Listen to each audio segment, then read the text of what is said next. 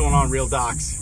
So out here with my daughter today, catching some snook, catching some trout. Just wanted to go over with some of the equipment that we were using. I know a lot of the videos I've been making have just been watching fish, so now I'm going to get more technical, start going over some of the different lures and line and leader, so that you guys will know exactly what I'm using out here when I'm catching fish. So started off this morning, you can see we were using a topwater lure. Okay, this lure right here, this is one of the Bomber Donks. It's a good topwater lure for walking the dog. I paired that up with a G Loomis. This is a 7-foot rod, 8 to 15 pound test, and on that is a Stratic CI4 4000. Okay, you can see that right there. So that's what we started off the morning with. I've got 20 pound braided line, and I got that hooked up to 20 pound fluorocarbon leader. The fluorocarbon leader we've been using, I've got some Andy fluorocarbon, is a popular brand, and Seaguar Blue Label, 20 pound. So that's what we've been using here. The rest of the morning we were fishing with this lure right here. It's made by a company called Saltwater. It's called their Slam Shady. It's basically a silver and white lure. In order to get it, you got to be a part of their club, but it's basically like any white grub. It's got a little scent in it. This one Addison was using on a jig head. She caught a snapper. She caught some snook on it. A little bit of weight there. Again, I paired that one up with a G Loomis rod. This one's a 6 to 12 pound test. This is a Stratic CI4 3000. Nice and light for her. Good casting. Again, we got 20 pound Power Pro braided line. Okay, and that's again on 20 pound test mono. And I don't know if you could see it, but you could see where she was getting all frayed up from the snook that she was catching. All that leader sprayed right there. We got to change the knot, and I'll show you that knot here in a second. The other way we were rigging it was weedless. Same lure, but on a weedless hook. Same rod, same reel. That's a weedless hook. You can see it's ready to go, so it doesn't get snagged. I caught a 5 pound trout on that this morning and a bunch of snook. Lost one to a barracuda.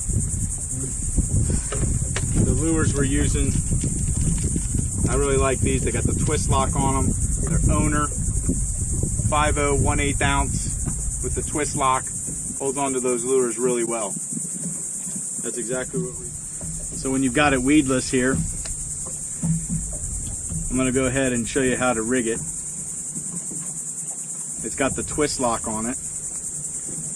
You take that twist lock and you put it right in the center of the lure, and you do what it's designed to do. You twist it on.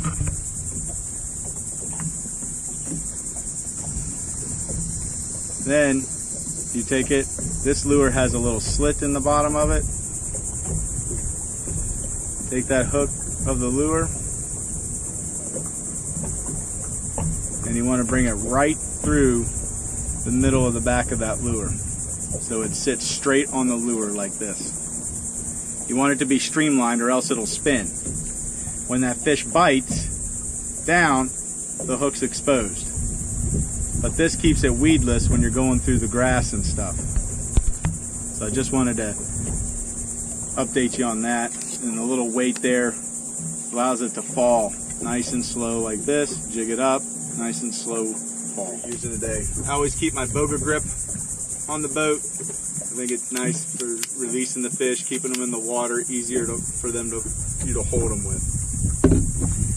So Addison's lure we got to retie this lure. So I'm going to go through one quick knot here that I use pretty much exclusively with all my lures. So you want to cut above the, we're going to cut above the frayed line right here. Let's get that line off. So the first thing you're going to want to do is you're going to want to double up the line and make a knot in it. Make a loop. So you're going to make a loop, just like this. Take that tag end, this end right here, you're going to put it right through the jig, right through the eye of the hook. You take that tag end and you bring it back through the loop. So it looks like this, back through the loop. Then from there, what I do is I do 3 twists. 1, 2, 3. And then I bring it through the little triangle right above the loop. And I pull tight. And when that cinches down, you've got a loop knot. And that's a very effective knot, gives a lot of motion to the lure, and I find you get pretty good hook sets with it. I'm going to trim that tag end, and that's your loop knot right there. So I hope you guys enjoyed this video. We're going to get going back on the water, catching more fish. Go fishing and be happy.